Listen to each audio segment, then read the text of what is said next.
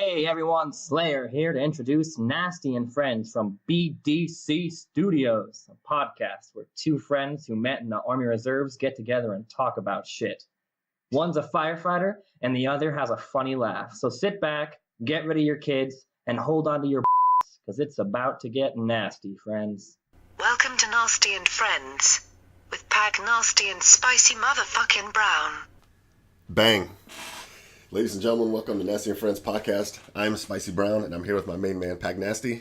Good to be back. Not that we ever left. We're in BDC Studios. It's been a good weekend. We recorded, this is the last of a few episodes we recorded this weekend, and we went pretty hard in the paint.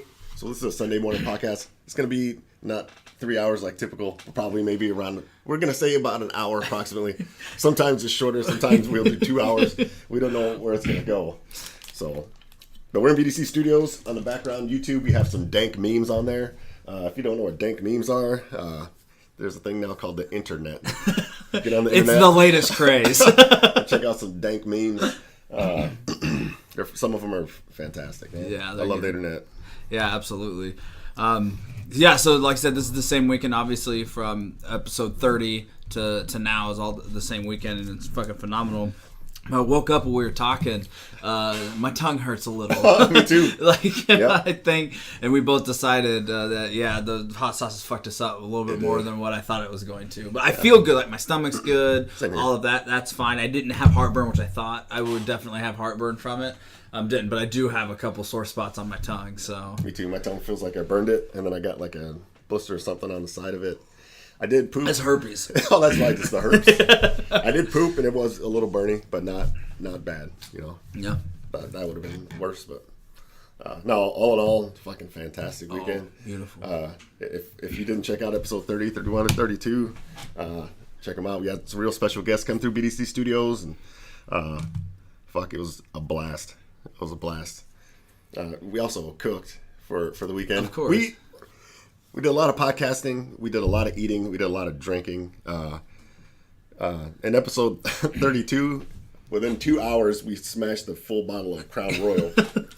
And on top of drinking, you know, Pax is drinking his rum. I'm drinking my vodka. So on top of that, we managed to pass around the Crown. So I think it still went really well. Oh, yeah, I think so. I haven't listened back to it yet because obviously it's just like less than 12 hours later. Yeah. But yeah, I'm sure people listening are like, no, it was awful. It was a fucking train wreck. Why wasn't that a drunk cast, you dumb fucks? Yeah, because I wanted episode 32. We didn't know it was going to be a drunk cast, honestly. No. But, I mean, I kind of figured, but you just never know, just in case, so. Yeah, no, that was a blast. And so it is a cooking show, so we'll talk a little bit about food, I think. So the day before you guys came, I prepped my pork ass, and I just put a good rub on it, and then I just put it in the smoker. And I want to say I smoked it with hickory and applewood for a good 5 hours, I think. Oh, nice. And then I wrapped it with aluminum foil, put the thermometer in, put it back in the smoker until it got to 195. 199, I think. Did you do the low and slow? Is that what it's called? Or it's like low heat for longer time? Yeah, absolutely. Yeah. So with the pork ass, it's not tender meat, you know what I mean? Yeah. It's a tough cut. So if you just cook that fast, it's not going to be good. So you want to cook it real slow. I put smoke on it, of course, and then cook it real slow to get everything in there to turn into moist goodness and great word. Yeah, moist to goodness. It just makes it delicious. It is phenomenal. It's always phenomenal, yeah. Man. So, but what I did different, sometimes I'll take it, put it in a cooler, keep it wrapped, wrap it in a towel, put it in a cooler for about 2-3 hours. Yeah. This time I kept a lot of the drippings from the pork I put back in the pork. Well, I took the pork after it was at 200 degrees. I put it in the crock pot. Okay.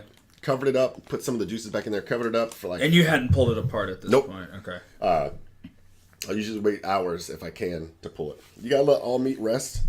But a big piece of meat, you want it to rest even more. So that, I think, 3-4 hours, and then at the end of the night, like 11 o'clock at night or something, I just put the medical gloves on and started pulling it apart. Put it in the fridge in the crock pot, and then in the morning it was already in the crock pot. Everything is in there. Just plugged it in, put it on low for a few hours, and then keep warm. And We smashed the pork butt a few times during the day, and then after episode 32, we made some fucking nachos again. Oh man, that's like a staple that we Yeah. always do, and it's fun. It's great. They were good.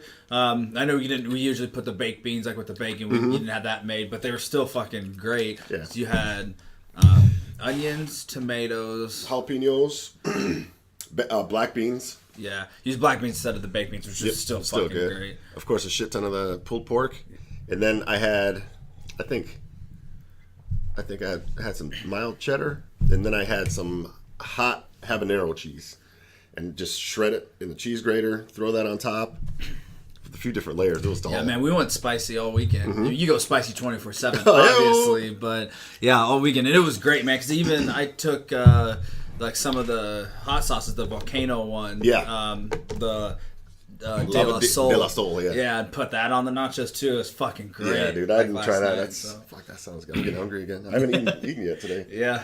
But yeah, no, that was great. And that is a staple, I think. Every time we do pork butt, because we got a bunch left over, dude. If you want to take some to JPEG. Yeah, absolutely. You can do that, and then tonight we're going to munch on that again. Probably make some motherfucking more nachos. That was good. Tower, again, shouts out Tower. He brought in the fucking dessert, and he brought some booze. So he really took care of us. That dessert was fucking bomb, dude. Oh, dude, it was so good. It's the best dessert out there. Strawberry pretzel dessert. It's phenomenal. So his mom killed it. Shouts out to Mama Robinson again for making that. I had part of that for breakfast this morning. So I love it. Yeah, that stuff is great. We got to get her to come on a podcast. Definitely. Yeah, but I also grilled some wings that Friday for obviously episode 30, and I grilled some steaks that night with that dressing I put on top of it. And I don't think I talked about that, did I? On the podcast? No, you didn't. So the dressing that I use, I mean, you told me, but it was off air. So I just use the dressing I got from my buddy, and I just kind of adapted it. But you take blue cheese, feta cheese, shredded Parmesan cheese, cream cheese, and a stick of butter, and just mix all that up. Let it get kind of So like the blue cheese, crumbles. dress. Crumbles. Oh, the crumbles. So, Okay. yeah, so like it just, I don't know what it is. If it's 4, 5, 6 ounces, whatever it is, just one pack of blue cheese crumbles. Okay. One pack of feta cheese. One block of cream cheese. I already like it. Yeah. Shredded parm, and then a stick of butter. I always use salted butter for stuff like that. But Yeah. just let it get room temperature, soft, mix it all up, and then when I grill my steak, right when I flip it, a few minutes from when I'm going to pull the steak, I put a big glob of that dressing on top of the steak, and it kind of bakes down into the steak. Oh my god! And then it's fucking great. So now I use that on burgers too. Oh, like I'll just put it on top of the burger, and but it's almost done cooking. You should do like a stuffed burger with that. That's fucking great. So you take like another patty, just like I don't know how like it's done. Like a Lucy. Yeah. But use that as the filling. That would be fucking phenomenal. God damn, that's fucking great. Yeah. Yeah, I've been thinking about stuffed burgers a lot lately because where we live, there's a place called Blue Burger. Okay. And every burger that you get there is, you can't just get like, I'll take a cheeseburger. Like everything's stuffed. Nice. Like, so you can get like a mushroom Swiss burger that's like stuffed with mushroom and Swiss. They have one where you can get like, it's like shrimp and some type of cheese. It's just fucking phenomenal. But yeah, every burger is stuffed. So we've had it a couple of times because it's really good. And so every time I've like been thinking about burgers, I'm like, we could do some stuffed burgers. Just Yeah, dude. make the patties a little bit smaller. Yeah. And then, this way you can double them up. Yeah. So, yeah, it's fucking Shit, that good. sounds- But I bet that would be phenomenal with that dressing. Yes. Yeah, absolutely. Yeah, it's good. Sometimes I think the other night, I think I just did blue cheese and butter and mixed that up. And I was at a restaurant where they had like it was almost the same thing, and they had some kind of like walnuts in there. And blue cheese on steaks I don't ever use steak sauce. No, I never use steak sauce. I'll eat it plain before. I mean, that's usually how I eat it. If I get like so when I first started eating steak, like I was a really picky eater as a kid. Okay. I can't remember if I ever told you this. Then it's like I hit puberty and I'm like, boom, I love everything. Like I remember as a kid where I was like, I see my dad eating like I hated salad. Like I just hated the crunch of it. And then like I hated roast, didn't like steak. And I just remember like I can't wait till I get my dad's age because I bet I'll like everything that he likes. And That just means he likes what I like. And so I was like, I can't fucking wait. And then I hit puberty, and I'm like, oh, fucking salad. Like, salad sounds good. I ate it. I was like, oh, that's fucking delicious. Yeah. Like, get into steaks. And I used to order my steaks medium well. And then I moved down to medium. Okay. And now I always order medium rare because if they cook a little bit under or goes a little bit over, I can still eat it. So it's always medium rare. And then I fucking love it. Oh, shit. Love it. So... Yeah, I hardly ever go anywhere for steaks. Yeah. Just because it's expensive and they never do them right. I like my steak well marinated. You know what I mean? Sometimes I'll just go with like Worcestershire, a little soy sauce, salt and pepper. Sometimes I'll buy the I can't remember the name of it's just a bottle and it's like Chicago style steak marinade, and it's fucking delicious. So I just bathe the steaks in there, let it sit in there for a few hours, and but I never use steak sauce. If somebody would come over for steaks and they're like, "You want steak sauce?"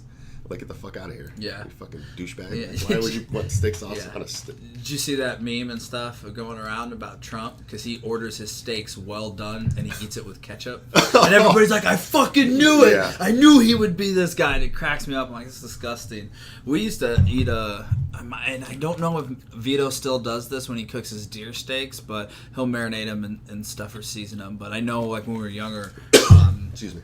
And I love deer steaks, but they have them marinated in like a certain type of an Italian dressing, like let them marinate overnight, like in that, and fucking that's phenomenal too. I forgot about that, dude. Yeah, Italian dressing, you could use to marinate chicken wings or steaks, and it's fucking delicious. Yeah, I haven't done that in a while, but yeah, I just keep it classy. Usually stuff like that, just a gallon Ziploc bag. Steaks, I'll just use like a 9x13 pan, put the steaks in there because usually I'm just doing two to four steaks, and they'll usually fit in there. But yeah, I try to get big steaks. I try to season them well, and I cook them on the charcoal grill. I've been using the hickory charcoal or apple charcoal. Okay. And just for a little bit more flavor, and it's fucking delicious, man. Yeah. If I'm going to be grilling steaks, which I do often because I love steaks, I want to do it right. I don't like doing the gas grill for that, or I go with the charcoal grill and get them a little charred. Yeah, man, I love it. I'm not that great of a cooker at all. Like J-Pax does the cooking in our house. I mean, I do breakfast. Like, it's phenomenal. But between like you, Thomas, and Vito, like you guys, like I've seen because I've been around you when all of you guys. It's like I want to try to get into smoking and see like where you're starting. It's always I don't think I've ever had a bad batch, even when any of you three were starting out. But I've seen where your game's at now, and like Maverick's really stepping up his because he got I think it was. He got one of the, it's not a Traeger. Like a Green Mountain. Yeah, I think he got the Green Mountain. A lot of people are getting the Green Mountains. I'm looking at maybe Black Friday, getting a pellet. What's gotta be black? Black. But that's what I'm thinking about doing. Yeah. Right now I just got my electric smoker. It's like a 30-inch. And then I have like a side-by-side grill where half of it is propane and the other half is charcoal. Right. It's got two lids. And it's like two full-size one, right next to each other. And I haven't used a charcoal grill in over a year now. I'm sorry, the propane grill over a year now. I just open it up and use that to stage like I got my gloves for grilling and smoking. And those, the best purchase I've made as far as accessories for any of that stuff. Forever, I just used the oven mitt. Yeah. Now they got these gloves that are actual, finger gloves, and they're better than oven mitts, and you can wash them. They're fucking great. They up to like 600 degrees or something. Yeah, there's something ridiculous. I grill with them. I use the oven with them. They're fucking fantastic for grilling and smoking. But I'm thinking about going the pellet style. I should talk to Meston, and I love talking to people who like to cook. Like, talking to like Beeman, talking to Meston and guys that really. We'll have to get Vito back up on here. Yeah, so Vito we too. can talk since he's really gotten into it, and like his future father-in-law, he smokes and he's really good at it too, so he's like helping Vito. But Maverick's like making his own type of dressing for like the pork ass that he smokes and stuff, like put his own little twist, and it's like he said he cooked one for us not too long ago, and he was upset because it wasn't as good as the one that he made on like Super Bowl Sunday. Okay, it's phenomenal. I still fucking love it. I'm like, dude, this is fucking bomb. Like he's getting really good at it. That's so good. I mean, I love it. I'm sure if I like dedicated time, like I could, but I always either like we're going to my brother's house or I'm coming here. I'm like, I'll take care. And for me, like it's not that hard. Yeah. I watch tons of YouTube videos. I've done research. There's barbecue forums, and I don't. What I should do is take notes. Yeah. I like to, so I don't have to look up temperatures and stuff like that all the time because I always forget, you know. And but yeah, pretty much the first 4 or 5 hours, you're just adding wood chips to keep it nice, you know, good smoke on it, and then you're monitoring the temperature. And then wrapping it at a certain time, and then making sure it comes off at a certain time. I got the remote, so I don't even have to go outside to check it. You know, so it's pretty good. I did a brisket again, and this time I bought a slicer knife for slicing, so I sliced it a lot thinner than I was able to the time before when I first made it. Yeah, and I like it. The last thing I did, I guess before the pork, maybe a week, 2 weeks ago, I smoked a meatloaf. And I remember you putting that on Twitter because I was like, keep me updated. Yeah. I never did it before, and I've been hearing about it for a long time. Yeah. Wanted meatloaf, and I was like, fuck it, I'm smoking this motherfucker. Yeah. I want to say it was just 4 pounds. I made it just like I usually make a meatloaf with breadcrumbs, eggs, salt, pepper, seasonings. Some people put like a French onion dip in there, other stuff. Yeah. Since I was doing a barbecue, a meatloaf, I think instead of ketchup, I use a little bit of barbecue. I use barbecue sauce and ketchup. Right. And then I also made a glaze for it, and I just put it into like a loaf, whatever. Mm-hmm. I put that on top of. So I had my grate that goes into the smoker, and on top of the grate, I put aluminum foil, so it wouldn't fall through the grate. That's smart. Then I put it in the fridge to get shape, you know, to stay in that shape. And then, I just threw that motherfucker in the smoker for maybe 4 hours until it got the temperature. The last 30 minutes, I put the barbecue ketchup glaze on top of it and put some smoke on it again. And then pull it out, let it rest, and then let it rest for like 20 minutes, and then I sliced that motherfucker. It was fucking bomb, dude. Dude, it sounds fucking delicious. The best meatloaf I've ever had. I don't know if I'll ever do. Like that, you hit the peak for meatloafs. That's fucking awesome. Should have brought that up with, last night with Robin Chubbs, because Chubbs just bought a Traeger, and we were talking about that after the podcast. Yeah, that he had just bought one, and he's in love with it. Like he said, he got a good deal on it. And he was. Were you down here? Maybe it was before. I don't know when we were talking about it, but he was telling us like what he got it for and like all the deals and the warranty and stuff. Yeah. He got a real good deal from. I think he said he got it from Schaefer's there in Lincoln. But God damn it, Chubbs. I would have had a million questions about it. That would have been great. Yeah, we'll get him back on. Yeah, we'll get him back on. Talk about it, because he's been a cook for, well, like we mentioned last night, like Applebee's, and then when he moved to Des Moines, like he went out there because he worked at Buzzard Billy's, and he was... they just wanted him, like he was the kitchen manager, like this is your store, set it up how you want, hire who you want. He's a fucking phenomenal cook, so he's always grilling and shit like that. So the fact that it took him this long to get one, I had a question. I was like, why did it take you so long? Like just because you weren't really for sure what the case is. But I figured once that craze broke out, he'd be one of the first ones. Yeah. But he got it, man. He's like, I'm fucking smoking pizzas. I'm fucking doing it. I've only, like, since I bought it, I've eaten out, like, once. Everything else, I'm fucking cooking on that thing every night. He loves it. Like, he is head over heels for it. Shit. So it must have been, like, maybe it was, like, right after we got done. I don't remember when we talked. So you must not have been here, because you would have been asking a shit ton of questions. Mm-hmm. But, yeah, he's fucking loving it. So his game's going to be getting better, too. Yeah. So yeah, I love talking about that shit. I've been hearing so much about the pellet grills and smokers and Traeger, Green Mountain. I think there's some other ones. I want to get one. Eventually I will. I'll tell you what, dude, if you don't have a smoker, by the time I get my pellet grill, I'll give you my smoker. Oh, yeah, nice. So, but yeah, there's no rush in it. I still love my charcoal grill, and the smoker is okay. I kind of do want a pellet one instead of the electric.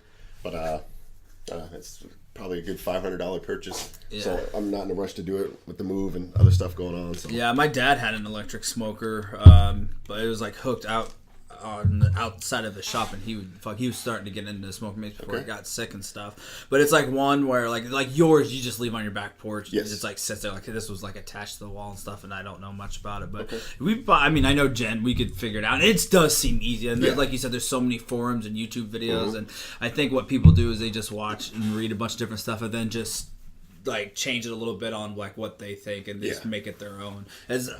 from what I feel. And I got a guy from high school that I see on Facebook all the time. He's starting to win awards, like overalls and stuff. Yeah, it's like Haley's. Yeah, I think he's still doing that. Yeah. And he had like a big, like a legit one that you fucking hook to the back of your truck. Like, I mean, it's hardcore. Yeah, dude. My favorite thing is feather bones, I think. Yeah. I'm just a big feather bones guy. I love fucking feather bones. I've done them on the grill and put them in the roaster. I've done them on the smoker. No matter how I cook them or how people cook them, I just love feather bones, dude. Yeah. My favorite kind of ribs, maybe my favorite barbecue food. Those are like burnt ends. Yeah. I've never made the burnt ends. My uncle made some. When was it? I don't even remember what the occasion was for. Was it 4th of July maybe? He bought like fucking like racks on top of racks of ribs, like stacks on stacks on stacks of ribs. And I don't know, he killed it. It was so good. So shouts out Mookie for that. He could do freaking bomb ass ribs.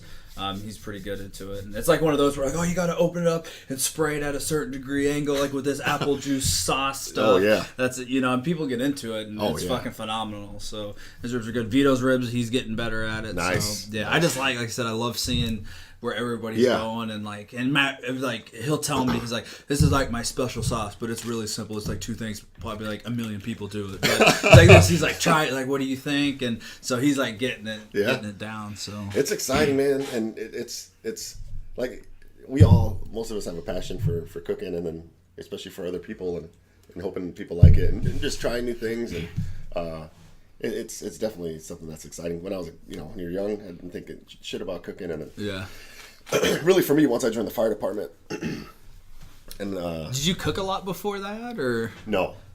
I would grill burgers, I would grill steaks, and I think I had just basic stuff like a meatloaf, pot roast, but my game was like plain, like I wasn't using like normal, like I wasn't using like onions and bell peppers and for like shit, like you gotta put fucking garlic and shit. Yeah, like there's seasonings that I wasn't using. Right. I'm like, oh shit, I'm fucking up. So I just kept learning and different recipes and trying things, and I love food. There's so many good things, and I just prefer that.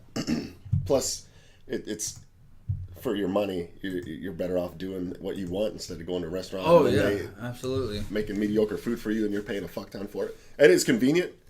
A lot of the the prep work, the cleanup. For my smoker, I clean it, and it kind of sucks to clean. Like I take all the insides out, wash those, and then I wash down the inside of it. I foil up most of it, but it fucking never never fucking works completely. So I still end up having to wash a lot of the stuff on the inside. But and then just the prep work. I mean, I'll start the day before. I'll start. Yeah. If it's something frozen, it goes back to like almost 4 days before. Like it's got to thaw out in the fridge. Oh shit! Go ahead. Oh, sorry. No, go ahead. And then I'll marinate it at least 24 hours before, whatever it is. Trim it, marinate it, let it sit for an hour, and then you got getting the smoker going, getting that ready. I try to let I'll pull out whatever I'm smoking a few hours before it's going in. Yeah. So it's not refrigerator cold when it goes into the smoker. And so there's a lot of prep work. And then shit, you're smoking something for 10, 12 hours. So I've had days where I came home from work at 7, hit the ground running. Boom. All right, I got to chop this. I got to do this. I've done stuff at night. I don't want to be smoking stuff overnight, but I've woke up at 5 a.m. to start. Yeah. Now, where I'm at now is I don't want to do that. I smoked, like when I did my first pork ass, I want to say I started in the morning, like after shift, and then we ate at like 9 o'clock at night because you just don't know. It's that plateau. Sometimes you don't know how long it's going to take. Yeah, exactly. Like, cause I know, like when we had our birthday this last year, we went back to Vito's, and he's like, I'm going to do ribs for everybody. Mm-hmm. And he's like, well, what time are you wanting to eat? Mm-hmm. And then he's just like, I got to make sure I'm here for that. So yeah, I mean, it's your whole day, which it's worth it. And a lot of people like doing that. But if you have other plans, like, I want to go out during the day, but I want to have smoked ribs at home. You better find somebody to stay at home to fucking do it. Then. Yeah. Because that's what we ended up going to the bar that day. And he's like, and it's so funny because he's like, okay, if we go at this time, and then we won't need to do it this way because I'm tweaking my method. And then So as long as I'm back, maybe I'll go back and you can wait. And that's what happened. He ended up just having his fiance take him back to the house, and he was there. And we came back like an hour later because he has to like do the prep and stuff. So and that's part of it too. Like I mean, the fact that it's so good, you put that much work into it. You know, right? Yeah, and like especially ribs. There's so many different ways to cook ribs. Yeah, and, like the 1, 2, 3 method, I think it is, and foiling it, unfoiling it. 1, 2, 3, cook yourself. Ready? Cook yourself. Where I'm at now is if I can, like I'll do it like I did Friday, where I smoked all day, and then grilled at night, and then yesterday I didn't have to do shit. Right. I didn't even make sides, which I usually I'd do that's sides, all right, but I was like, well, we had an appetizer. yeah, that's true. Yeah, that's true. But, we just did potato salad and mac salad for sides instead of cooking a salad. But I didn't have to cook anything yesterday. All that got done Friday. So if I have time, I'll do it the day before, and then boom, it's ready. So you're not like day of. If you got stuff going on or people coming, you're not doing that. Unless it's the grill, and then that's a lot quicker than the smoker. Then I'll grill steaks or wings or whatever usually that day. But I enjoy it.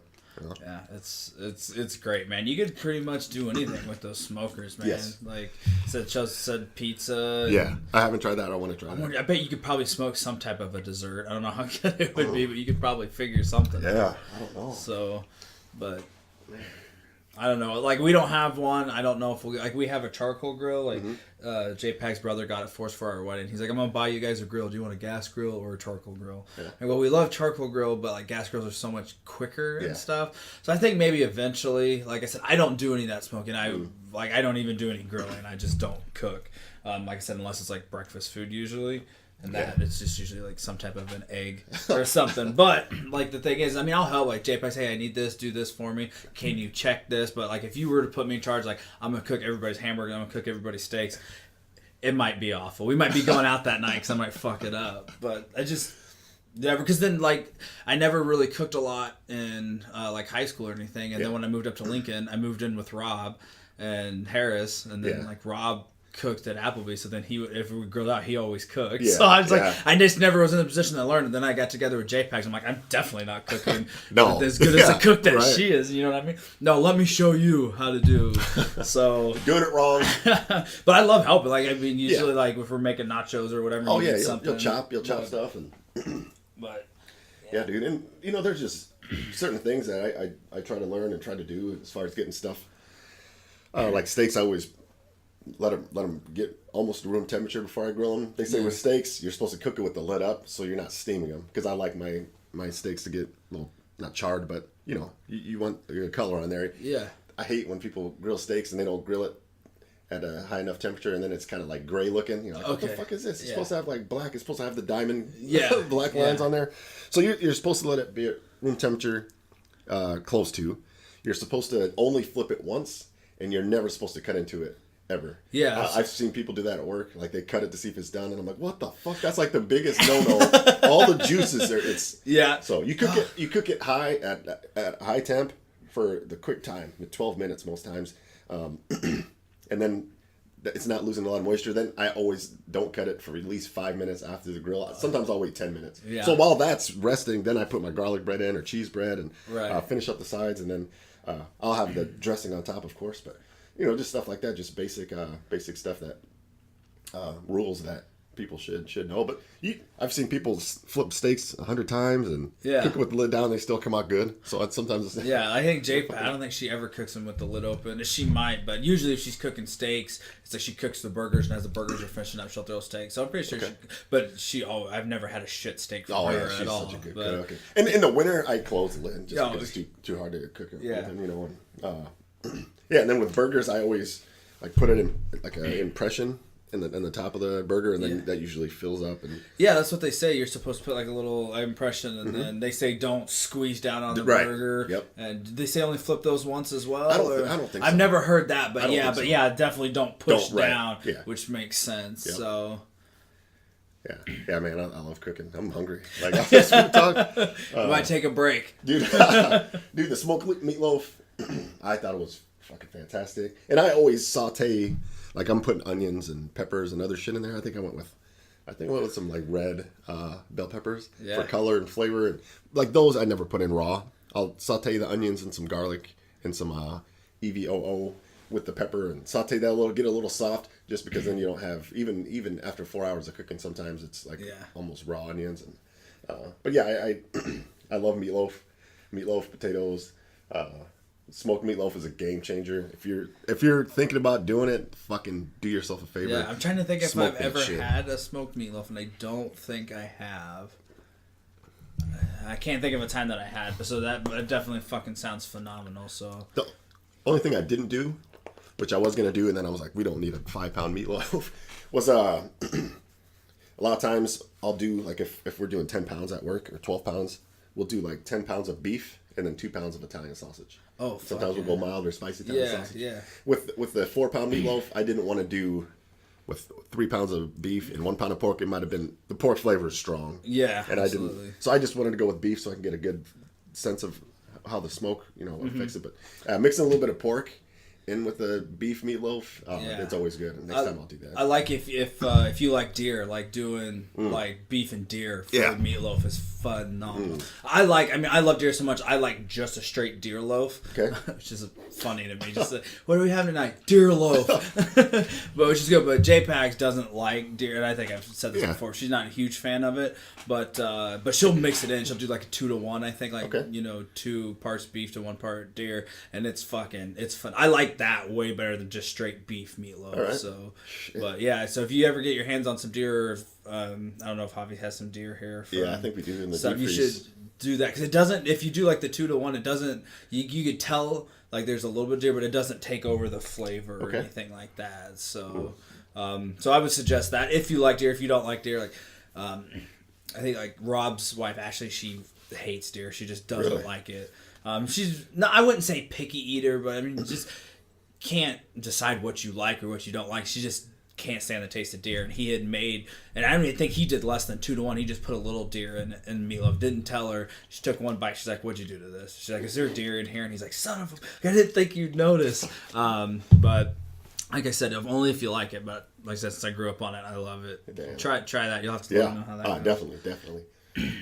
I've also wrapped a meatloaf with bacon before. Oh yeah, that's next level. That's do the bacon weave. And we should do that next time we podcast. We should do the meat deer loaf wrapped in bacon. Oh my God, that'd be fucking phenomenal. Yes. Yeah. You ever had a stuffed meatloaf where it's like the center is like cheese and shit? Yes. That's fucking great too. We did one, but somebody at work put a bunch of weird shit in there, and it was still good. Like olives, which I just don't like olives. Artichoke hearts, bacon, and some cheese and some other stuff, and then we just rolled it. And then we did it like a roll. Yeah. But it was good, but I would have did better shit on the inside than just like artichoke hearts, olives, the fuck? What is pepperoni or some weird shit? Hey, what is this? Where are we? Where are we? It's Russia? We're in Russia? I knew it. Fucking Trump loaf. Yeah. But, nah, dude, and I could talk about food all day. Is there anything, what's JPAG's, what's like your favorite JPAG's? Man, sometimes she'll just make some shit, like we'll be at home, I'm like, what's for supper? She's like, I don't know, I'm going to throw something together. She'd never made it before, and she throws it together. I'm like, this is fucking amazing. But I'll tell you what I'm on, like what she cooked. So before we had Grayson, I think I had said this before, where she like prepped like freezer meals. Mm-hmm. So like those days where I just don't want to fucking cook, and then we'll cook that, and then we'll eat that. Because we're a big leftovers family. Mm-hmm. Like we can eat leftovers for 1 to 2 days, and it doesn't bother either. Oh, yeah. Which I love. Like I know some people like nope. Once I eat it, I will not eat it again. But she had made a fucking shepherd's pie, which I know was really basic, and I maybe only had shepherd's pie once in my life before that. I always see it on the menu stuff, but I just never order. Like I'd rather, if I'm gonna go out to eat, I'm not gonna get shepherd's pie. I'd get like a steak or or grilled chicken or something like that. And she fucking made it. And I was like, I mean, it looks pretty good. Set it down, fucking ate it, and we were both like, oh my God. It was so good. We finished that so it was like, we had it, I think she cooked it on like a Monday or Tuesday, and then I ate it for lunch the next day, then supper that night. And then I think we finished it, all of it, the supper the next day. And then the next week, she fucking made it again because it was so good. Dude, so that's the shit that she's like, I can't believe it turned out that good. So that's what we're on now. Do me a favor, have JPAG send me that recipe. I will. I definitely want to try that. Yeah, I'll make sure, because I'll text you usually when I get home, so yeah, you'll have to remind me. But yeah, I will. And so yeah, that's the big thing that we're on now. She's thinking about making it for a third time. I'm like, yeah, I'm not gonna complain because it's like perfect. So yeah, shepherd's pie. That's something I haven't had in a long time. Yeah. It's always fucking delicious. And I'm a fan of like one pot meals or casseroles where just one pot, everything's in it, easy cook, easy clean up, and the leftovers for those are always definitely bomb. Like runzas. I'm a big fan of runzas. Oh yeah. And we just do like a big pot of runzas with a crust all around it, but just one big pot, like a shepherd's pie kind of deal. And you could. There's so many different variations. Yeah, of ways she could do that. She'll make homemade runzas, and when she does, she'll make like the individual ones, because then she'll make like a shit ton of them, freeze them, bring them out, and her homemade runzas are fucking phenomenal too. There's just like she's such a great cook. There's not one thing. Usually, if we have a go-to thing, is like because she loves pizza. It's her favorite, so we eat pizza a lot. Okay. So we're like, oh, let's just order pizza, and like we'll make what's the word for it? Like we'll make our own pizza, but usually when we do, so like pizza bagels. Yes. Do you know what polenta is? It's just like it's like cornmeal. Okay. But you can get it, and it looks like a sausage, like it's packaged in like a sausage thing, and you get it. You could just slice it. So instead of using bagels as pizza, we just use the polenta. Okay. And I always have to stop and think about that because I always want to say placenta, and I know that's definitely not the same thing. But yeah, it's just like a cornmeal, and we use that. And we put the sauce down, cheese, pepperoni, whatever you want, and then just cook that, and then eat 3 or 4, because I mean it's just about the size of a tiny bagel or whatever. Shit. So usually if we make pizza, we'll make it with that, and it's like a little bit healthier meal. Yeah. So that's good. She has like this phenomenal. It's like a breakfast casserole, but it's like eggs. It's like essentially a biscuits and gravy, like with eggs casserole. Jesus. But you make it like with the, like the Pillsbury. Right, just the dough that comes in the roll. Dough. Yep. You put that in, and it's just like gravy, sausage, like eggs, bacon. You could put mushrooms in it if you want. Just cook that and like we'll fucking eat that for supper for like 3 days. Like it's like so that's a good one that she found within the past couple of years that we make often too. Damn, so that sounds fucking bomb. Yeah. I'm a big fan of the biscuits and gravy, the being just old school B&G. Yeah. And I like spicy sausage in there, and then biscuits and gravy is fucking bomb. Throw some hot sauce on top of that, some bitch. But yeah, the casserole way, I've never had that. That sounds fucking. Oh yeah, dude, it's great. I don't remember if it was. I don't think it's her own recipe. I'm sure she found something similar, and then like just put her own twist on it. But yeah, so that's been our shit for the past year or so as well. So it's fucking phenomenal, man. Dude, I'm getting hungry as fuck. I got a weird question for you when it comes to like foods. When you eat soups, I'm trying to think how to word this. Do you have anything with it? Like usually, so like, if you eat chili, do you always eat it? Like, do you always put crackers in it? Yeah. Okay, so I'll do like the soda crackers or whatever, or I'll do. For chili now, instead of crackers, I go with Fritos. I just do Fritos, and then on the side, sometimes we'll do. It's 50-50 for me. Half of the time we will do like a cornbread, and the other half of the time we'll do cinnamon rolls. Okay. With soup, I don't ever make soup. I'm just not a soup guy. Okay. Camus makes some good soups, chicken noodle and some other ones. When she usually gets some pretty good bread. She's a bread person. Yeah. I don't know shit about bread. She gets good bread, and we warm it up in the oven, slice it, throw some butter on there, have that with the soup. Yeah. What about you? So what I was gonna say is like we always have cinnamon rolls, like my mom's chili and like homemade cinnamon rolls are fucking phenomenal. So that's good. I always eat those together, and I always put crackers in my chili. But when it comes to like chicken noodle soup, I don't crush up crackers, but I'll like take crackers and just kind of dip it in the chicken noodle soup and just eat like maybe like put some butter on the crackers. But the thing I grew up, so eating ham and bean soup and potato soup, we always made cornbread and threw it in there. And I love it. It soaks everything up and you eat it and it's phenomenal. Well, JPAG's one of the prep meals that she made that we had back in January, it was a little bit colder, which she made minestrone soup. Okay. And I wasn't a huge fan. I've never been a huge fan of minestrone soup. So I like ate it, and she made some cornbread with it because she knows like most of the time I eat cornbread with soups unless it's chili. Okay. And so I was like, I don't really like minestrone soup. I don't know, like, if I would eat it with cornbread. It doesn't seem like they would go together. No, it doesn't. So, like, I ate, like, 2 bites, and I was like, I'm not a huge... I mean, I'll eat it because, I mean, it still is good, but I'm just not a fan of that particular soup. And I said, fuck it. I just took my cornbread, fucking threw it in there. Fucking game changer, nice. Dude.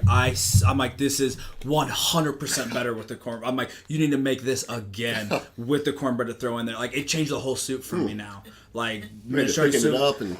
thickened it up, and it just, like, that little sweet of the cornbread, like, mixed perfect. And I didn't think it would be good at all. Right. But I was like, it sounds like I'm dissing her soup, and I'm not, because it was good. But I was like, for something that I really don't like, then I'm like, I fucking love this, and we had it again like the next night. So it's just weird that a lot of people usually don't eat cornbread with soups. I guess maybe unless you're in the South, I don't know how that. But usually when I was like ham and bean soup or like potato soup with cornbread, because JPEG's like, that's weird. Like, I don't like that. But now we just keep it stuck in cornbread. So. Dude, and I love cornbread. Yeah. I just buy the packet stuff, but I mix like the Jiffy cornbread with the Jiffy, like 1 packet of pudding. Jiffy. So I'll do like 2 packs of the Jiffy, like cornbread with 1 pack of the pudding mix. Oh, fuck. And then that kind of, but you don't do both recipes. You just put the pudding mix into the cornbread mix, and I don't know what it is. It makes That's it phenomenal. Bomb. Some people put corn and other stuff in there. Well, I was to say, I was at jalapenos.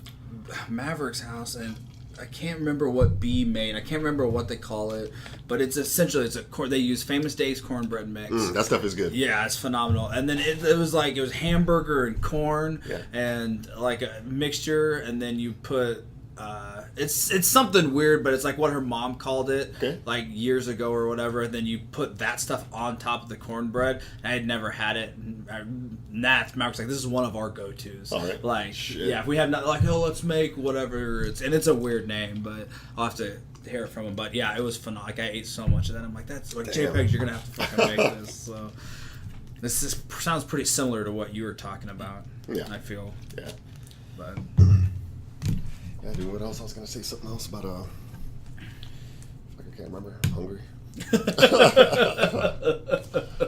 I like biscuits too, man. Like anything with gravy, anything I make with gravy, if it's a pot roast or something, I got to go biscuits. And then if it's the fucking Red Lobster biscuits are tough to fucking beat, dude. Oh, yeah. Just out of the package, Red Lobster biscuits, and then you drizzle butter and whatever that garlic sauce. I think it comes with a packet of that. You drizzle it over the biscuits as they're getting done. Fuck. It's phenomenal. Yeah, shouts out Red Lobster biscuits. Yeah. So if you had to choose, okay, and I know this would be a tough decision, and I know I shouldn't put you in this position, but I'm going to do it anyway. Okay. So you have the Red Lobster biscuits. Okay. The Olive Garden breadsticks. Okay. Or the Texas Roadhouse rolls with that butter. You can only have one for the rest of your life when you go out. So if you go out, like say if you pick the Texas Roadhouse rolls, next time you go to Olive Garden or you go to Red Lobster, you can't have the other ones. So if you had to choose between one of those 3, which one? For me, I'll even put them in order for you. I'm pretty confident. Shit. I'm pretty confident. Wow, that's no hesitation. No, I don't feel so bad now. So I was like, fuck. For me, that wasn't that tough. For me, I'm going Red Lobster biscuits. Then I'm going the Texas Roadhouse honey sweet rolls, whatever they call them, and then the breadsticks from Olive Garden. That's what I'm going. Yeah, and what made me think is a while ago I saw a meme and it said retweet for Olive Garden breadsticks or favor for the Texas Roadhouse rolls, and somebody had taken that picture and shared it. Said, I refuse to choose both of these because both of these have gotten through me tough times in life. Like made this big long post and like, how dare you for making me choose in between? And I was like, yeah, that's true. So I didn't think you'd fucking. I figured you'd like have to struggle with it for a little bit. So and we made that. We made the just like that sweet cinnamon butter that they have at like Texas Roadhouse. Yeah. Just I think we used unsalted butter, and then I can't remember what the recipe was. It might have powdered sugar maybe, and then cinnamon or honey. I can't remember what it's online, but you just mix those up. We went exactly with what the recipe said, and it was way too sweet. Yeah. Like I would cut the ingredients, like to quarter it, and then just mostly butter That with a would be little bit of whatever it perfect was, for honey, you. powdered sugar. I mean, it was, and then you put that on your rolls. It was delicious. Yeah, Red Lobster biscuits. They're fucking. Yeah, it's so hard 'cause it's like, yeah, I think I would probably go with those, but then I think about like the breadsticks from Olive Garden. I'm like, oh, it's so fucking good. Yeah. Like when they come out warm and you could like barely hold them, like, you know. Yeah. Oh yeah, God that's good, man. Yeah. You like what you like for sure. For sure, man. Should we do a couple? We got a couple questions for yeah Q&A. Yeah, that we never got finished through. So yeah, we'll finish up those and we'll be all out. So go at it, send sir. them in. All right. Yeah, nastyandfriends@gmail.com. We will be completely out of questions again. So All right. This question is from Maverick. Shouts out Maverick. It's a long one, so I'll probably read it twice. Since this is a sex ed show and a cooking show, and fuck, he's fits 100% perfect. accurate, He knows. Yeah. should a guy feel embarrassed or wrong for pulling his pud while cooking supper? And would it also depend on what he's cooking? I need your expertise. That's a Maverick. great It's a fucking great question. Read it just one more time. Okay. Since this is a sex ed show and a cooking show, should a guy feel embarrassed or wrong for pulling his pud while cooking supper?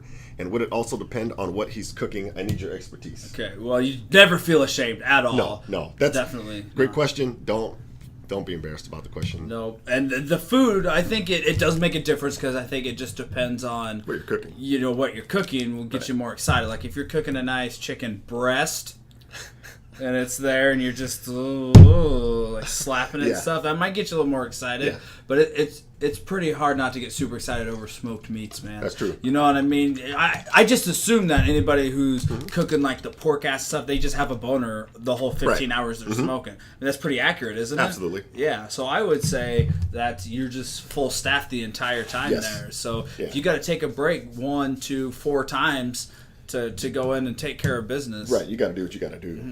It's You probably don't walk around with a loaded weapon. For Christ's sake. you can't have that pointing at people and shit when you're trying to serve. So yeah, absolutely, that's 100% normal. 100% normal. I would just say 2 things. The only 2 things I would say about this would be don't do it in the kitchen because that is unsanitary, sir, and wash your hands. Other than that, you're good to go. Especially if you're, it's going to be difficult if you're cooking something that requires your full attention the whole time. If you're going to do it, you got to do it quick or something's going to burn. Yeah. If you're cooking on the stove, it's got to be a quick pull.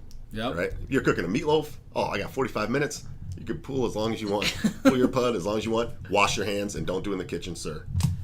I think that's phenomenal advice, man. Yeah. And if you have to, get a little bit of the grease for leverage.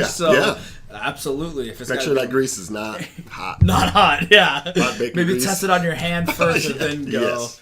Yeah, you don't want bacon grease. Oh, yeah. I guess another thing I would say is since we just had an encounter with some severely hot sauces, make sure you might, depending on what you're cooking, they're slicing jalapenos or you're slicing peppers or even onions. Wash your hands first. Do the pulling. Wash your hands after. Yeah. So now, like, it's kind of funny because when you bring up, I think I would assume most people don't do this. Usually when they're cooking, they just, like, cook, wash their hands, stuff like that. But I wouldn't say that you're a germaphobe, but you're a very, very clean person. Like, you wash your hands throughout the day, always after you go to the bathroom, regardless of stuff. But when you're cooking, you guys keep a box of latex gloves. Yes. And so when you're chopping stuff up, you always put gloves on. Oh, yeah. Because I just remember when you did that, I'm so used to it. Chad's like, wow, you're serious. And I was like, oh, yeah, he always does that.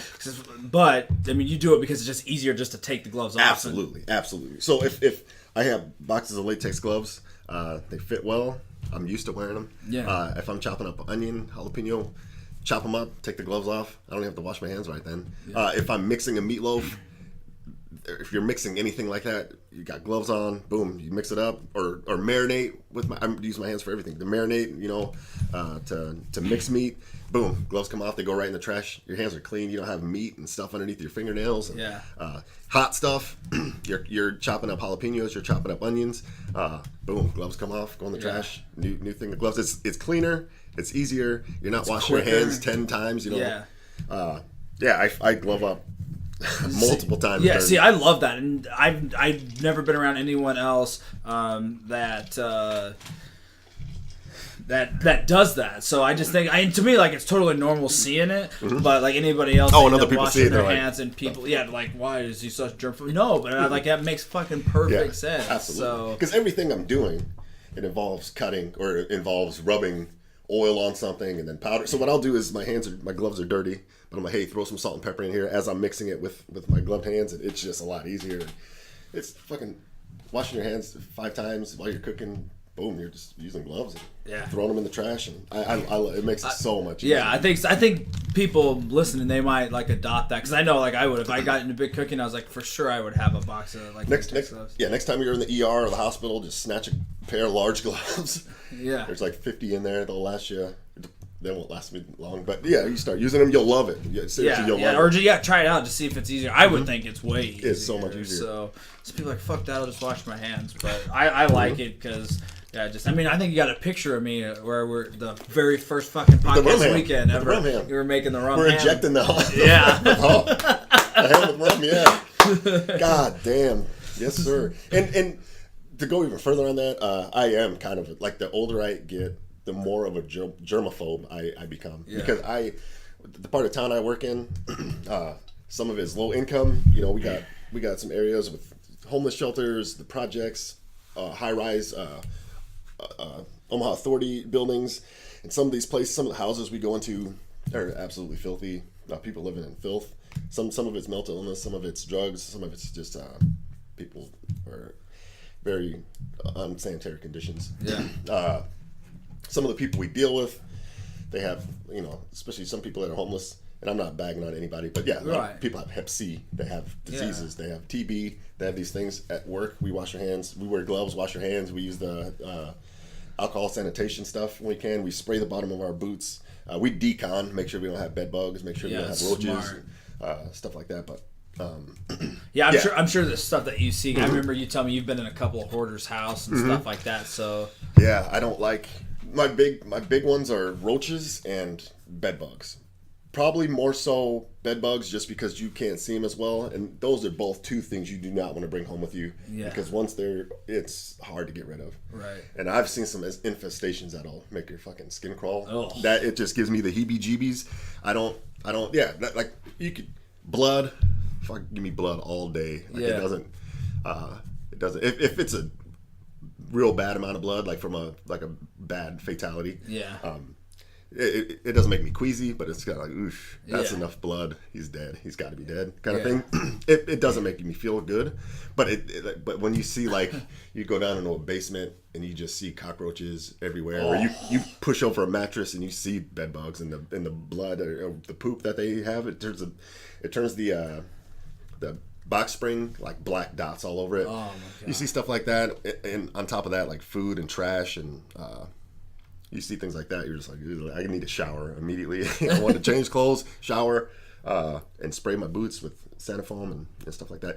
And then I've seen specials where they do tests where they go to like buffets and they check like the germ levels on a handle for like a buffet handle, like the one in the mashed potatoes or something. They check doorknobs, bathrooms, and we talked about this when we were in Lincoln before we even started the podcast. I saw somebody didn't wash their hands or something, and bathrooms, I wash my hands well. I never touch the door handle. There's times where you have to, and I'm just like, fuck. I'll use a napkin, open the handle, leave the door open with my foot, even if I miss a trash can, I give a fuck. If I have to, I'll use the bottom of my shirt to open up the handle. Yep. There's so much. The thing is, there's fucking feces everywhere. Yeah, a lot. People's shit is on doorknobs. It's on handles. And I'm not like a huge germaphobe either. But like if I'm in a restaurant and I try to do that with the paper towel if it's not close. Sometimes if I forget, what I'll do is I'll just take my pinky and I'll grab. So usually when they come out at the door handle, is just like an actual handle where it comes out, goes down, and then goes back in to connect to the door. Mm-hmm. I'll take my pinky and I'll grab the top part all the way closest up to the door. Oh, that's fucking smart. And then I pull open with just my pinky, because I don't think a lot of people are going to grab up there. No, they're grabbing. Usually people are right-handed, they're grabbing the inside. Yeah, or I try to go down at the lower one, and then I'll just enough to kick where I get my foot in and then open it up if I have to. I never thought about using my shirt, I guess, but I always just do that to open, because you're right. I've seen guys just take horrendous shits in there, and they're like finishing up, and they come out and just go right to the door, open it up, and walk right out without washing their hands. I'm just like, did I tell you that we had that happen at work? With you hadn't told the podcast, but go ahead. No, tell me again though, because it's a good story. I remember the story well because it surprised the shit out of all of us. Pun intended. But we had it was the same day we had a bad wreck I had to tell the story on the podcast, so I'll make it quick. We had a paramedic student from a college, and they do ride time. If you're a paramedic, you can't just go to the classroom. You have to do ride time, ER time in the hospitals, and ride time to be able to say, okay, you graduated. You have to have patient contacts with kids, older people, big people, medical trauma. You have to have a certain criteria. You have to spend time in the OR to do intubations. You have to do all this stuff before you get certified as a paramedic. So we have ride along students all the time. They're on the ambulance, and depending on their comfort level and what they're studying, they do things. They could start IVs if they've done that in class. They could intubate. They could shock. They could read the heart rhythms from the EKG. There's a lot of things they could do. Some of them are really good. Some of them are just in the way. And but we have students all the time. So we had this student one day. I'm in the bathroom. He's in the bathroom. He comes out of the stall, goes into the kitchen, sits down, keeps reading his paramedic book. I'm like, what the fuck is this? You know? Yeah. The fuck? He just came out of the stall like he was taking a shit. Boom, we get a call, and it's a vehicle extrication. Ended up being a motorcyclist. He was dead. His leg was off. Yeah. It was a bad one. It was this guy's code 4. There's no take your time. Yeah, no, he's dead. There's we check him out quick. So then we're checking to see there's 2 more vehicles involved. One's on its side. One guy's in there trapped, and then there's another car with a lady with 2 kids in it. And turns out what happened, we found out later, guy had a seizure, hit the gas, hit the back of this car, and that hit the motorcyclist. And so anyway, that's a big call because there's multiple patients and like the bike was maybe 100 feet away. So we're doing like a quick assessment, triage, treat people, cut the guy out of the car. That's the same. I don't know if I should say this on the podcast. Allegedly, we get to the car, guy's hanging upside down in the vehicle, and somebody says allegedly, fuck, this guy's dead too. And the guy's like, right. Nope, no, I'm not.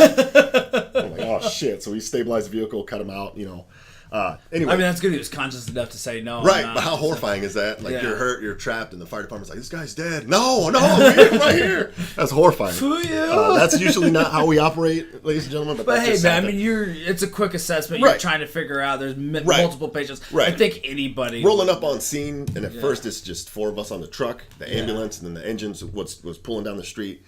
And we got a big scene trying to shut traffic down and trying to figure out who needs immediate attention and who can wait and that kind of thing. So it's a hectic situation at first. I'll always remember that. That's hilarious. These guys dead too. No, but I'm not. So anyway, the student got some blood on him. We told him to go home and he could change or whatever. If you want to come back, come on back. So he ends up coming back like an hour later after the call. And so I'm like, fuck this, I got to talk to this guy. Yeah. I'm like, hey, earlier, I saw you come out of the bathroom, out of the stall, and you come out of the bathroom, you didn't wash your hands. Now, what I was expecting was him to say, oh, yeah, I was actually, because, like, I'll go in the stall, like, dump out my spitter, and then flush, and then, like, well, I don't need to wash my hands. But since I'm touching the lid, depending on how I touch the lid, I might wash my hands anyway. Or not the lid, but the flush. Handle, yeah. So I'm expecting him to give me a reasonable... like I really wasn't going to the bathroom. Right. A reasonable, something like that. There's other people in the kitchen and everybody's kind of looking at us now. And the guy's just like, oh yeah, I'm sorry. I kind of forgot. So I like pause. And I'm trying to let that soak in. And I'm kind of looking at people. I'm like, is he fucking with me? Yeah. I'm like, what? He's like, yeah, I'm sorry. I forgot, And he's like nervous now, or like kind of embarrassed now. And I said, hey, listen, the kind of things that we're around, we have to be very sanitary. Like if you're in the bathroom and then then you're in the kitchen, like you're moving feces and other stuff to where we're eating at. We have to be. If we're on a call, afterwards you wash your hands. You go to the bathroom, you wash your hands. We wash our hands a lot around here. You can't do that, And then everybody's like, what the fuck? He leaves the room or might leave. We sanifoam everything. We spray everything with sanitary cleaner to clean it. But like, what the fuck? Who does that? Like he's a grown man, a college student. He takes a shit, doesn't wash his hands, and then comes in our kitchen and he's touching stuff. I don't think that's overreacting in the slightest at all. Everybody was like, dude, you handled that well. And I said, yeah, thanks. I didn't expect that. Yeah. Like, you have to call people out. And I just assume there's other people's shit on every door handle and everything. Yeah. So I do wash my hands quite a bit, you know. We have soap in every bathroom of our house. Yeah. And JPEGs, I could tell you off air. I'll kind of give a short subject here, but we were somewhere, and we were at somebody's house. Like, we weren't there to like visit them or whatever, but we had just stopped. Then again, I'll give you the full story later. But JPEG's like, I really had to pee, and I was like, hey, blah blah blah. I was like, JPEG has to go to the bathroom. Can she use your bathroom? And that person's like, yeah, I'll show you where it's at. They show him, and JPEG comes out, and I kind of had a feeling about it already. And then when she walked out, when she looked at me, I'm like, oh yeah, I saw it.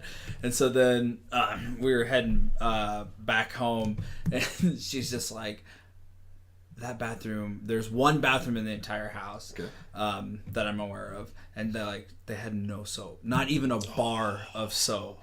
And she's like, I can't deal. She's like, so I rinsed my hands off, but like no soap. And she's like, granted, luckily I didn't have to poop, but you know what I mean? Like, it's like, right. I mean, that's if weird. You don't have one bathroom and there's not even a bar of soap, like, what are you doing? Yeah, so like when just to me it's so funny because when she walked out and the look on her face, I'm like, oh yeah, like I already had kind of a preconceived idea about it.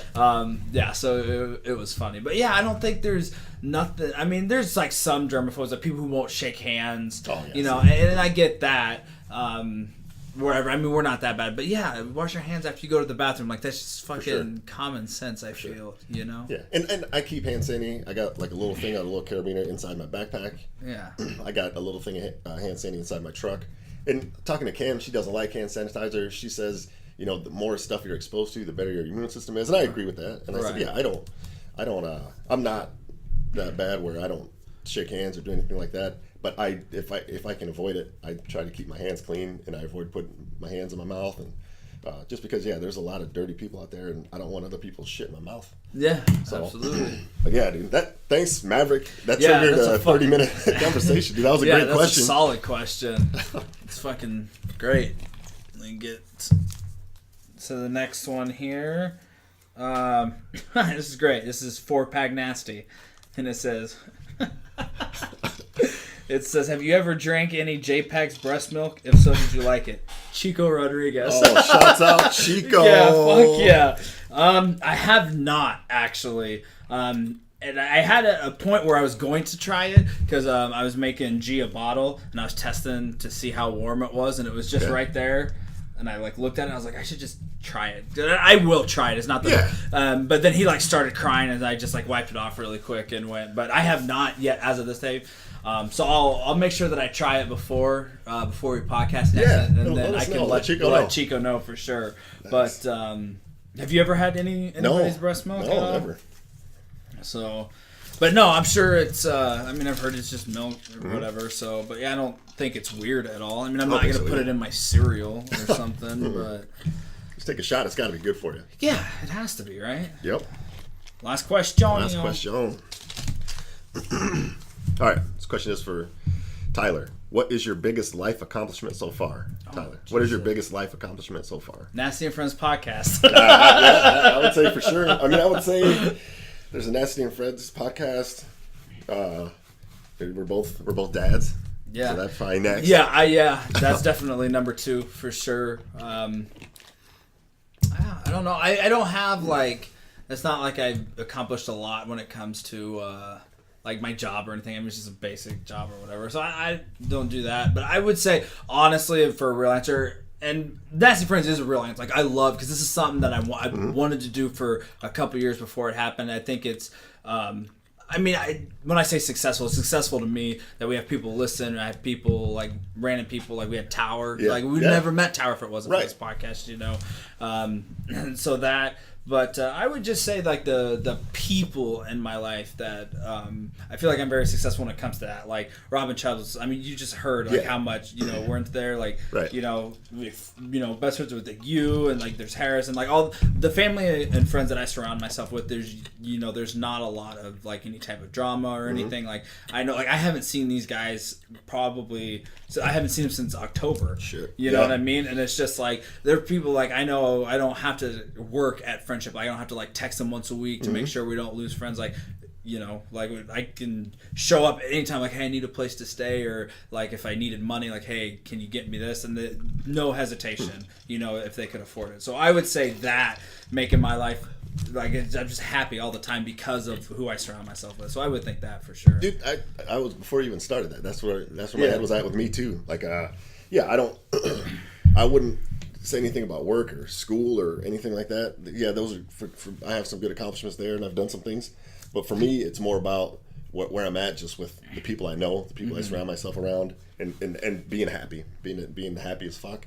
Not a lot of people are happy, so yeah, that's a great answer, man. Fuck yeah, that's a great question, Tyler. Yeah, thanks, right? Tyler. Yep. Yeah. Hell yeah. Fucking phenomenal. Send in your answers too, Tyler. Yeah, I want to see what your accomplishments are. Maybe it's listening to Nasty and Friends podcast.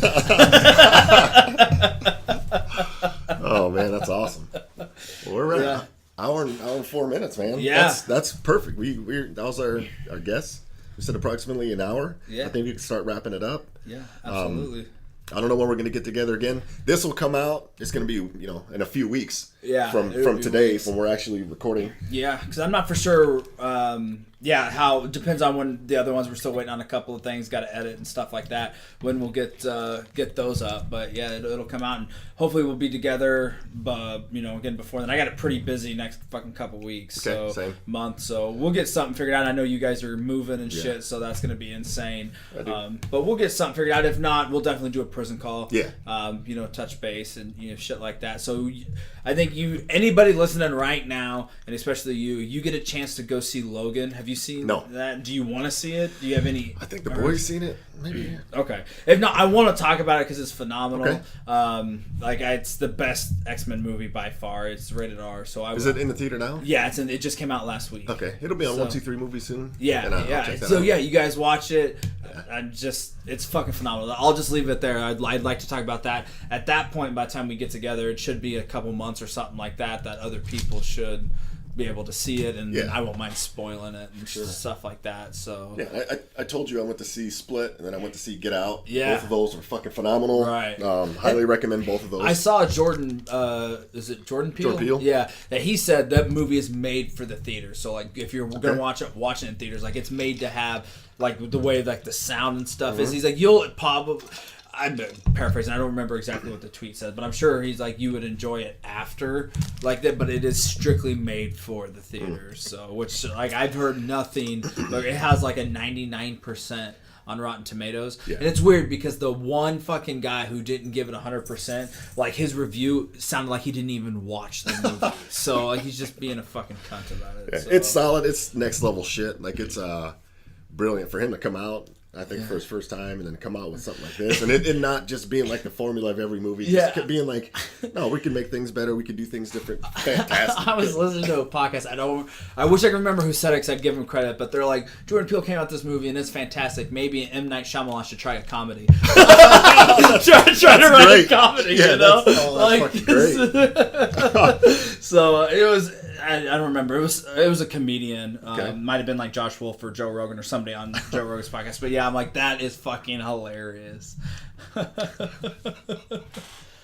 I also want to bring up again, so we're talking about movies and stuff, the story about Khalif Browder. Yeah, you showed me the trailer this morning. Like, holy fuck, I definitely need to watch it for sure. Khalif Browder is the kid. He was a kid when he got arrested by the NYPD. Spent 3 years on Rikers Island without a trial for supposedly stealing a backpack.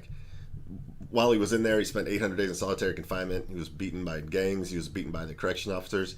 It's a horrible story, but it sheds light on the judicial system and things that hopefully can get better. But check it out. It's sad. I'll give you a heads up. Like, it's not a pleasant watch. It's tough, but it's a great documentary. If you're into documentaries, check that out. But his name is Khalif Browder, and it's on Spike TV.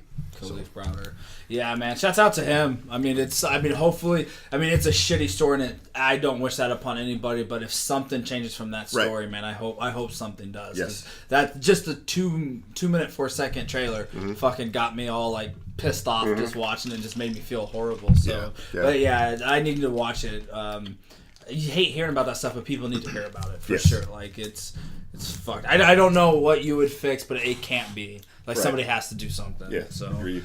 But any before we close this out, any shouts out or fuck yous? I got a little bit of both. So, Okay.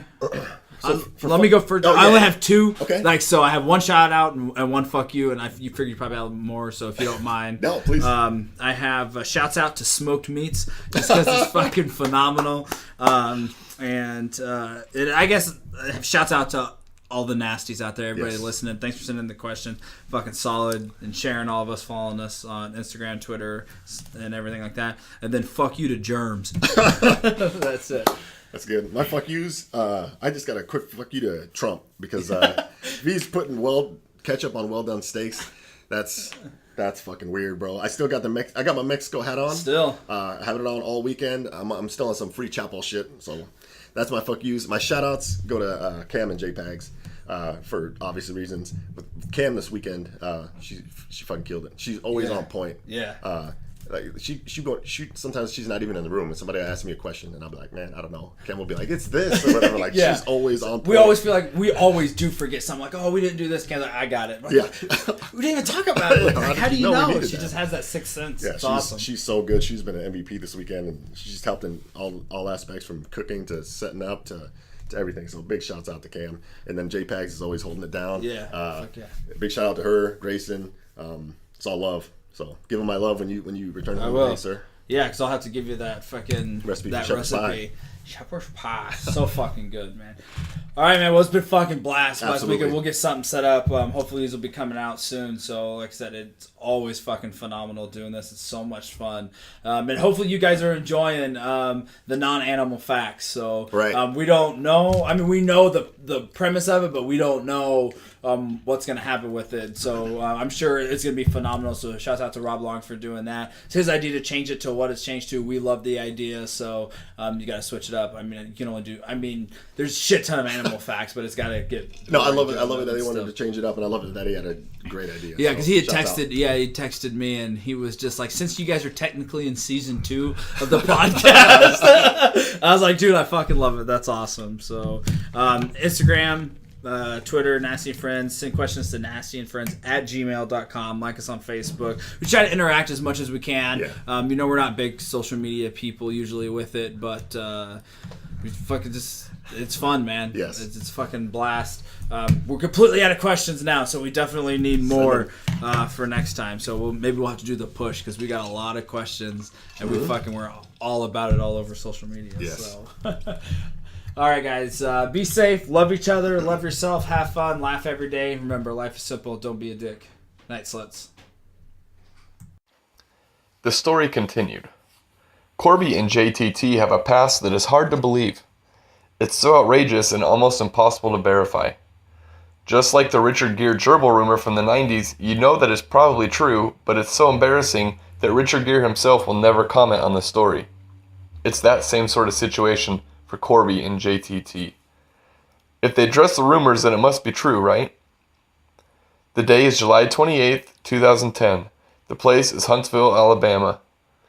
Corby finds himself sitting on a bar stool drinking Old Milwaukee out of a can. He must drink out of a can because Corby is a whole mouth around the bottle kind of guy. His dentist, or at least that's what he calls the 20-year-old dental assistant he met on the Daytona infield in 2001, recommended that Corby not put anything hard in his mouth so he doesn't risk knocking out his tooth. That's incredibly hard for Corby on principle. The man has what you would call a mild crack problem. So Corby is sitting on a bar stool, drinking a beer, when he sees a pretty young woman out of the corner of his eye pay her tab and walk out of the bar alone. Naturally, Corby's little puppy dog ears perked up.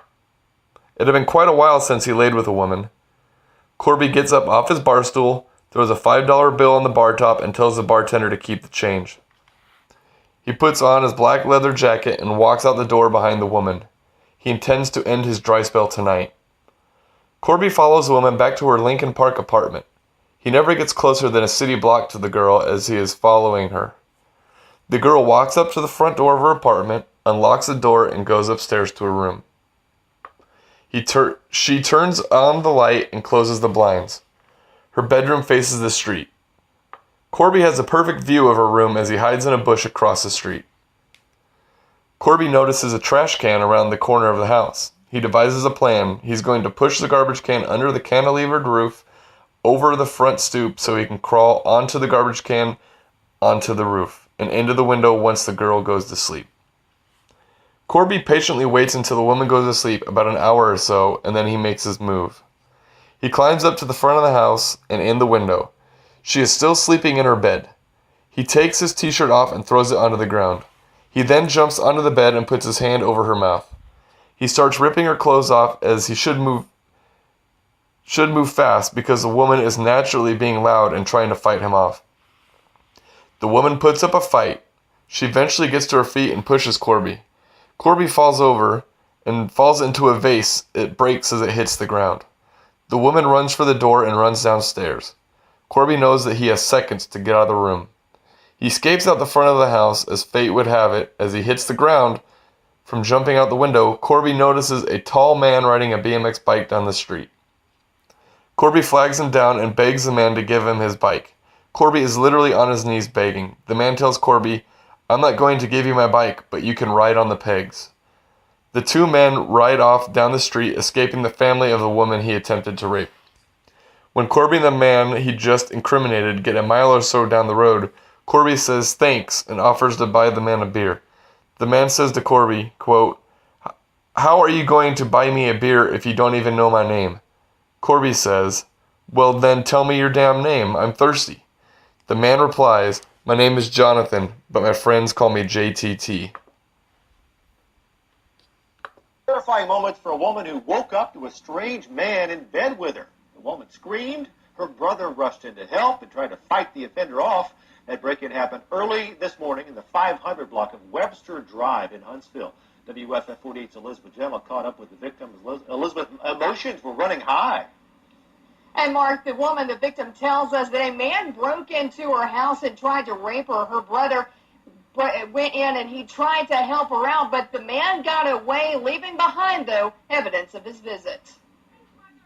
Kelly Dodson was asleep with her little girl inside their apartment on Webster Drive when I was attacked by some idiot from out here in the projects. Dodson says her attacker used a garbage can to climb onto the unit's ledge, open the upstairs window, and then he got in bed with her. He tried to rape me. He tried to pull my clothes off. Dodson struggled with her attacker, knocking over items in her bedroom. Antoine Dodson heard his sister scream and ran to help. Well, obviously, we have a rapist in Lincoln Park. He's climbing in your windows. He's snatching your people up, trying to rape them. So y'all need to hide your kids, hide your wife, and hide your husband because they're raping everybody out here. The attacker got loose and went out the upstairs window, but he did leave something behind. We got your T-shirt. You done left fingerprints and all. You are so dumb. You are really dumb. For real. A crime scene investigator photographed and dusted for prints on the lid of the garbage can and the window pane and ledge. Dodson says he's never seen the perp before, but sends this warning to whoever is responsible. You don't have to come and confess that you did it. We're looking for you. We gonna find you. I'm letting you know now, so you can run and tell that, homeboy. Now, if you have any information on this crime, you're urged to call Huntsville Police Department. We'll have much more from the victims of that attack coming up tonight at 6. Reporting live in Huntsville, Elizabeth Janelle, WAFF 48 News. Motherfucker, yeah, yeah!